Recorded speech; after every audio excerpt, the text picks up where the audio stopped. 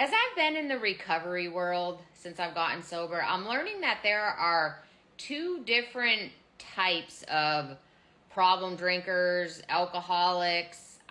I know if I put labels, people get their panties in a wad, whatever you want to call it. There's two types that have, let's just say, issues with alcohol, or they are not in control of their drinking. The first type is you have the one that gets up in the morning, starts drinking, drinks all day, drinks until they go to bed at night. And if they don't drink like that all day, their body lets them know they're not drinking like that. And there's withdrawals, there's detox, they're sick, they can't function. So then you have that type of drinker. And then you also have the binge drinkers, much like I was, that will go 4, 5, 6 days drinking very heavily. Usually will have some kind of come to Jesus moment, and they will stop drinking for a couple of days, but then they will get back on the drinking wagon and they will have another bender again. And then you have those types of drinkers that they don't drink a lot, but when they do drink, typically it's weekends, the weekend warriors, they drink.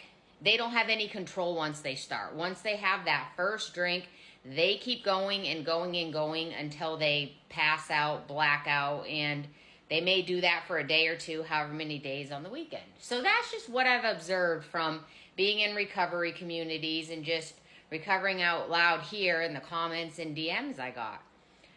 But the common denominator in all of those is you are controlled by alcohol. In other words, you don't have control over it. You can't just have one drink. You can't just have 2 drinks. You can't just drink this day and maybe not drink again for who knows how long.